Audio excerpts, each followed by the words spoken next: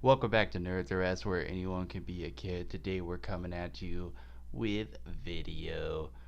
If you were wondering how ugly we were, now you know. Oh shit, what up? Oh shit, what up? We are just as ugly as you thought we were. But today we're coming at you with video to talk about a new thing that came to Netflix that is also video. Yeah, it's fucking Netflix. And that is The Umbrella Academy. Ike, you finished it, right? Boy, yeah, I fucking crushed that shit. I crushed that fast. Dude, I watched one episode with my wife, and then as things go with relationships, it took forever to be able to watch the next episode. But then we crushed out another 6 episodes in one day. So I'm on episode 7 right now. But what are your thoughts?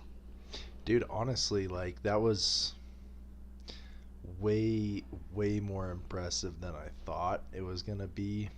And the only reason I had lower expectations is because, you know, what's his face from what was it, My Chemical Romance? Oh yeah, the Or guy who some shit wrote the wrote like that. comic. I Yeah. don't know what his name is. I just know he sang the Black Parade, which is the only My Chemical Romance song I care about or even like. Yeah. Yeah. Took me back to the good old days where, it was down the street, not across the road because I wasn't a pussy. Took you to the teenage angst. Yeah, Oh, exactly, man. shit. But what is it you liked about this show? Well, fuck, dude. It was great character development. Like, fucking phenomenal character development. Which, honestly, it's pretty standard for, Netflix originals, it seems like. I mean, they invest their money fucking wisely. Like, they seem to always put effort in to make sure that they get returned back, which, lo and behold, makes you fucking money. Yeah, right. So, Well, dude, I honestly can't really think of any Netflix original that's been like disappointing. Like, not all of them have been like fantastic, but they've all been at least good. yeah, exactly. That's where I'm like, I mean, shit, it's not my cup of tea, but if I'm at least throwing it like, a 5 plus out of 10, then it's got to be somebody else's cup of tea, you know what Oh I yeah. mean? And cuz I'm pretty fucking harsh when it comes to critiquing some things, and like if it's not my cup of tea, I'll generally shit on it violently. I'm like, "Yeah, fuck that shit." But I mean, there's most of the Netflix shit that I've watched, I've actually been pretty full on about it. I'm like, that's pretty fucking impressive. Yeah, me too. I would say like what I like about the Umbrella Company, the Umbrella Academy, is that it's not your typical superhero show, which it comes from a non-Marvel slash DC comic company. I think it's from Vertigo, and they're pretty known for having like dark comics and like kind of more like brutal comics because they're kind of more not in the mainstream, I would say. Yeah, not as kid friendly because they're not as publicly kid known. Yeah, exactly. I Like mean, if Dark I had a Dark Horse kid, comics. yeah, same What do thing. they have that's famous? Hellboy. Is that a dark horse? That's I pretty sure that was originally a Dark Horse. I don't know if it Oh, still is. I had no idea. Yeah. But yeah, I mean, the character development. So, who is your favorite character in this show? Oof. Favorite character. Fuck, man. Um, Honestly, favorite character so far, I would say is probably Klaus. Klaus? Yeah, For those of you strangely guys enough. who don't know or haven't watched the show so far, first of all, watch it. Definitely. Secondly, it's about like these seven superpowered kids who are raised by these like by this eccentric billionaire who like didn't love them, or at least it seemed like it so far, in my personal watching, but they all grew up to be dysfunctional and stuff. And Klaus has the ability to talk to the dead, but he's like a drug addict. Yeah, he's a super good character. He's definitely the comic relief of the show, which usually is my favorite character. But this time, for some reason, like the comic relief was actually not my favorite character. Like I really like, he's definitely in my like top three characters. But even though he's kind of a douche, Diego is my favorite character actually. No shit. Yeah, he. For those who don't know, Diego's the knife throwing character of the show, but he's kind of a. Trying to think of another character I can like compare him to. I don't know, man. I feel like they're pretty original all the way around. Yeah, but he's got like a similar douche attitude that some characters have. Oh, that real arrogance and shit. He's like the Sasuke Uchiha of the show. Very fucking true. Yep. Yeah, but even though he's a douche, something about being able to accurately throw knives, that shit always, like, I love that shit. Just the same reason I love Jason Statham in The Expendables, because he threw knives. I was like, yeah, that's sick. And even though I, like, respect the practicality of a gun, I'm still like, oh, I wish I could throw knives. Oh, shit. So is it, like, the nitty-gritty, like, dirtiness of the show that, like, makes it attractive to you? Dude, it's just, I wouldn't say it's realistic, but it's more realistic than most comics. And their ideas are more far-fetched and wild in semi-realistic ways, I guess. Honestly, it's just, I feel like it's mostly just the character development and making the characters relatable that makes the big difference all in all for me. Because Klaus's character is not anything I'm typically, a fan of or backing. It's like, You mean, fucking like a comic relief. whiny drug addict? Yeah, he's just kind of a fucking puss the whole time and yada yada yada, and he's comic relief here and there, but mostly he just fucks shits up and gets in the way, and it's like, yeah, I'm fucking over this guy. Him dying wouldn't be a bad situation for the storyline, but yeah, I don't know, man. Something about how they pieced together his character just made him a real person, somebody you could relate to and be behind. Yeah, I didn't really like him as a character at first, but when they started to give him a backstory of like, oh, he's like super disturbed and like super fucked up from having to deal with the ability to see dead people like all the time. It's your classic like Sixth Sense situation where it's like, I can only imagine, dude. I'm sure if that happened to me, I'd be a drug addict too. So No shit. That's kind of what I was thinking. yeah, but I mean, spoilers, but the whole situation with him with the time traveling to Vietnam and stuff and then coming back, that really rounded him out as a character for me and put him in my top three.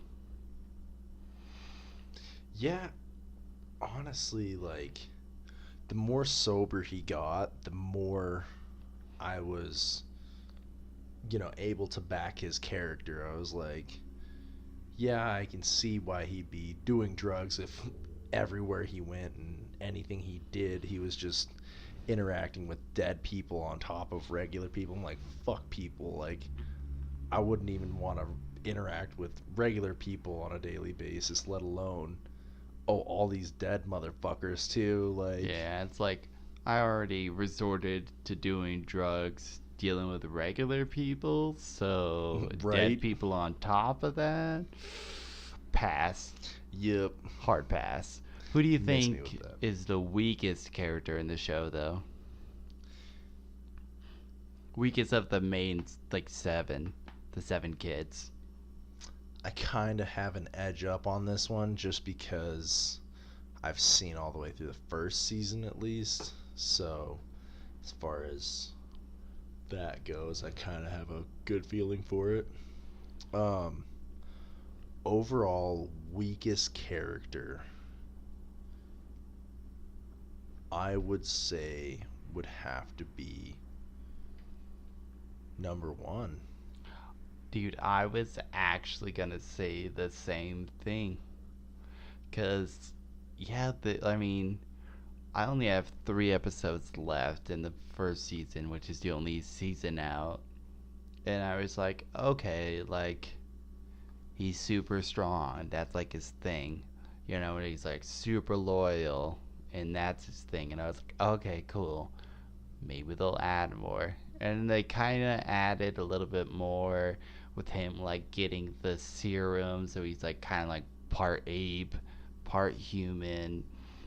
So he's dealing with that. And I was like, okay, that's, like, kind of a character development in a way. But at the same time, they didn't really do much with him. No, and that's like all the way through the whole first season, they just kind of don't give him anything else. Like, he's there, he's that way.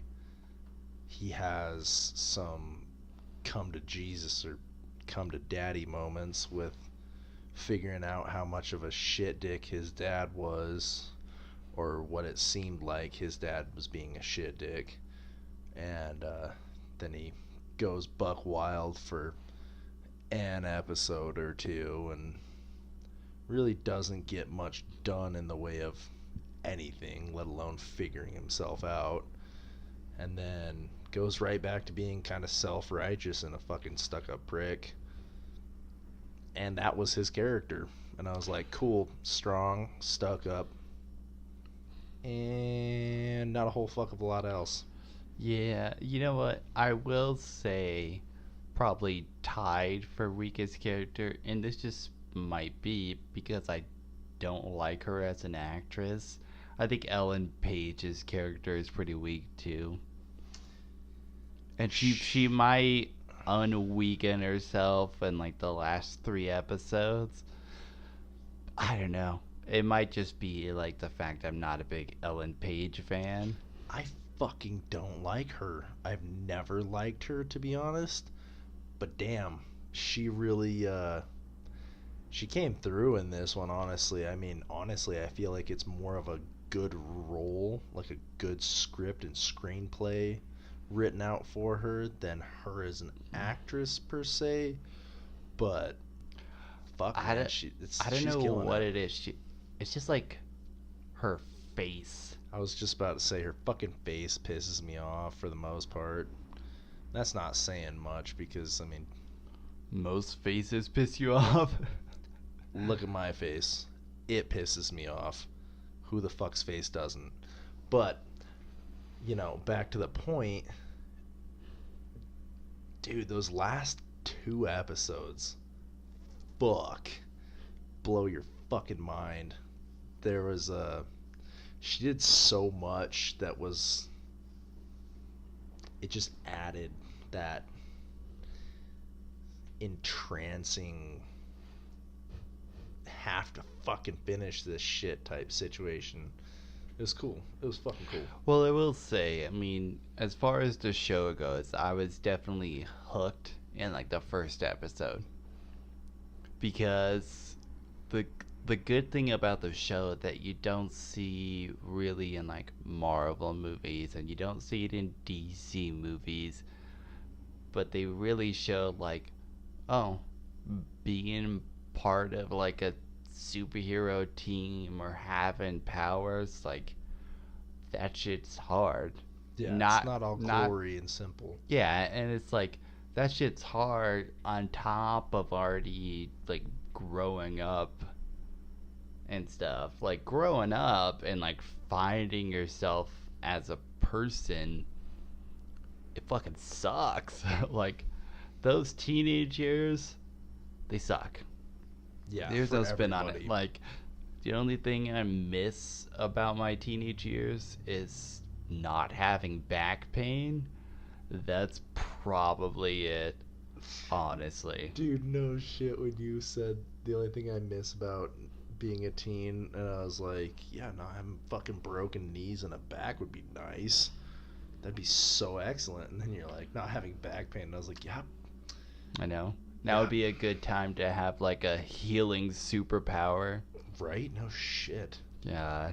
But that's like, yeah, so like growing up to be like finding yourself as an adult while also like having powers and then living in like a dysfunctional house. Yeah. I can't imagine it because I don't have powers. Well, but Jesus Christ, so being a fucking teen, you feel like an outcast. Being a teen with superpowers where the world is still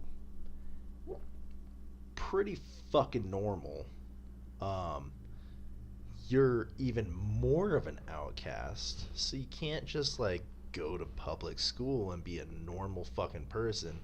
But then on top of that, they get adopted by this eccentric billionaire.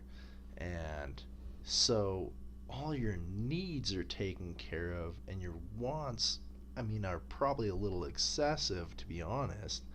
But at the same time, he's like a fucking slave driver with these kids and like pushing them to be everything that he thinks they should be. And so it's like you have normal teenage pressures plus extra teenage pressures for having powers plus extra teenage privilege or stressors for having a privileged lifestyle because your adopted dad is rich but then expects all of this extra shit from you. It's like, fuck, man, where is the time for you to be you and figure out your life and grow up and do your things that you want to do? Oh wait, there's no fucking way that a normal person could do that. yeah. Man, growing up sucks. Anytime I have these like coming of age shows, I'm like, I get super hooked into them and I'm like, man, I fucking feel that. Like Yeah. Big Mouth, even like Netflix original yet again, fucking hilarious. But you know, every once in a while I'm like, Jesus Christ, I feel your pain, man. Dude, they touch on the early effects of puberty in that show, man. Where you're like, like I kind of want to hump everything, but I have zero idea on how to talk to women. And that's where you become, you know, a porn Rapist. addict. Oh, sorry. Yeah. Interrupted you. That too.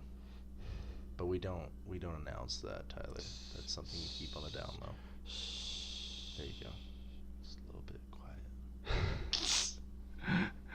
Oh shit. Oh, That's shit. fucked up. But what in our life isn't. True. So overall, just to end this episode, if you were to give the Umbrella Academy like a rating, like 1 to 10, what would you give it? Fucking solid 7.5. Really? I was gonna say like 8.5, honestly. It was really good. A little bit too showboaty up front, I feel, because the plot line was pretty exposed. I was able to tell what was going to happen well before it happened for the most part. And unfortunately, there's a little bit of excitement and twist in there every now and again, but at the same time, it's not, it's just not anything that was like, holy fuck, I didn't see that coming. It was like, yeah, it's fucking cool, but I fucking knew that would happen 4 episodes ago. Like, Yeah, that's why I didn't give it like a 9, is because it is it is a predictable story. It's yeah, very so far. predictable. I will say that. Now it doesn't. I'll always say that the cast and character development. Well, story is important. If you don't have good cast and you don't have good character development, story doesn't matter. Useless. So that's why I give it like an 8 to an 8.5. It's because the character development. I could agree with an 8 for sure. Cool, cool. Well, guys, this is the end of the episode, and this is the end of our first video episode. So let us know what you think. Feel free to comment on the YouTube video. It'll have our faces in it, so that's Ugh. cool.